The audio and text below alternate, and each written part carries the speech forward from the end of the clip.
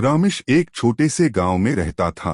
वह एक बहादुर मगर जिद्दी युवक था जो किसी भी बात को आसानी से नहीं मानता था। गांव में एक पुराना वीरान हवेली जैसा घर था जिसके बारे में मशहूर था कि वहां रात को एक भयानक मेहमान आता है। लोग कहते थे कि जो भी उस घर में रात बिताता वह या तो पागल हो जाता या फिर कभी वापस नहीं आता। रामिश ने इन कहानियों को बेबुनियाद समझा और फैसला किया कि वह खुद उस हवेली में एक रात बिताएगा। गांव वालों ने उसे मना किया लेकिन वह नहीं माना। मैं देखता हूँ कि यह भयानक मेहमान कौन है, उसने हंसते हुए कहा। चांदनी रात में वह एक मशाल और पानी की बोतल लेकर हवेली में दाखिल हुआ। अंदर हर तरफ जाले लगे हुए थे और लकड़ी के फर्श पर उसके कदमों की आवाज गूंज रही थी।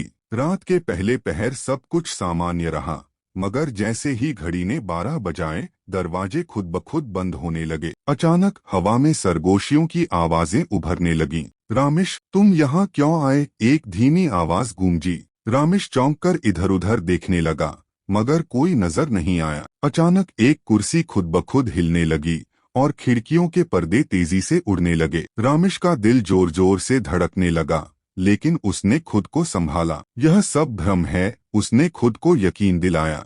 मगर जैसे ही वह सीढ़ियों के करीब पहुंचा, एक लंबी छाया दीवार पर दिखाई दी। वह एक पुरानी शक्ल की औरत थी जिसकी आंखें अंधेरे में चमक रही थीं। उसका चेहरा जख्मों से भरा हुआ था और वह धीरे धीरे रामिश की तरफ बढ़ने लगी। चले जाओ या फिर हमेशा के लिए मेरे साथ रहो, औरत की डरावनी फुसफुसाहट गूंजी। रामिश के कदम जैसे जमीन से चिपक गए, लेकिन अचानक उसे अपनी दादी का दिया हुआ ताबीज याद आया जो वह हमेशा अपने गले में रखता था। उसने वह ताबीज निकालकर औरत की तरफ बढ़ाया। औरत एक जोरदार चीख मारकर पीछे हट गई।